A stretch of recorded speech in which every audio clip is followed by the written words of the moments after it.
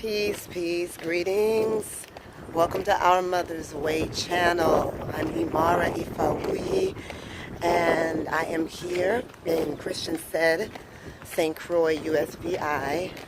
And I wanted to take you on a little bit of a tour of Christiansted. So, for those of you who are not familiar with some of the history of the Virgin Islands and the Caribbean, as you know, most all of these islands were,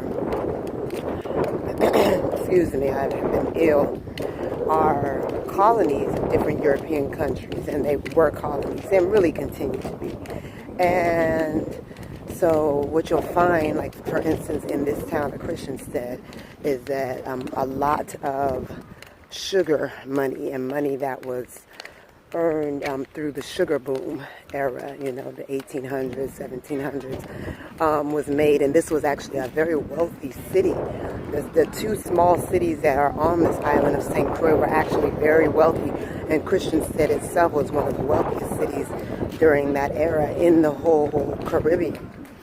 And so what's really fascinating about Christiansted are all of these old, you know, houses, Danish houses. The thing is about St. Croix is that it was owned by many different entities. So, you know, there was the French that possessed it at one time. There was the Danish, who ended up being kind of the longest possessors before the United States.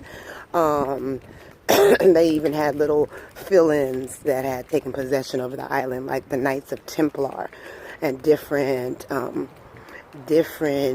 entities. So what you'll see here is you'll see like examples of French architecture.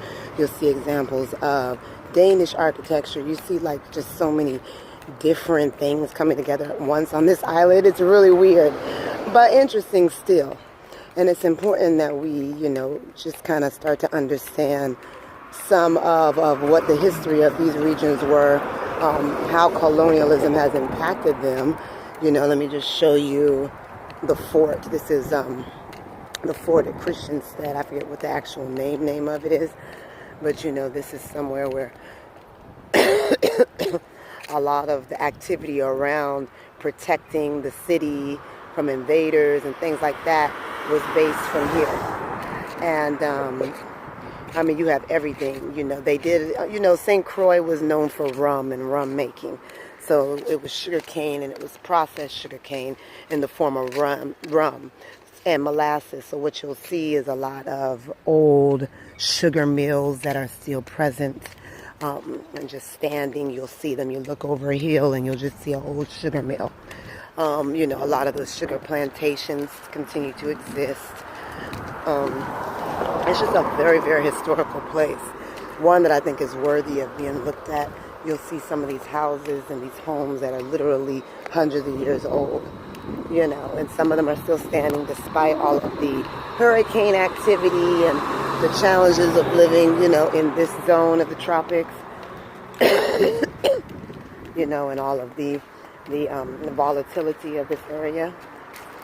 But I've really kind of fallen in love with this town. Usually a lot of my energy would be focused on the other side of the island over the years of kind of living on and off. So this is like one of the, I mean, all of this stuff is like relics of old buildings and things that were somehow connected to this once bustling town. You know, and it's still a pretty fun town, but it's not economically bustling on the level that it was during that era. So, you know, and there's a lot of ruins around this island, you know. And I just wanted to show you all. It's a very beautiful town, very pretty, really wonderful water view. Like, you can go to the water and see where all the boats come in, and it's just really gorgeous. How old this is. I don't even know the history of this building, but I'm going to find out, you know. Just a really, really fascinating place, you know. Hey. So I wanted to just take you on a little bit of a brief tour, just to show you what it's like living in a colony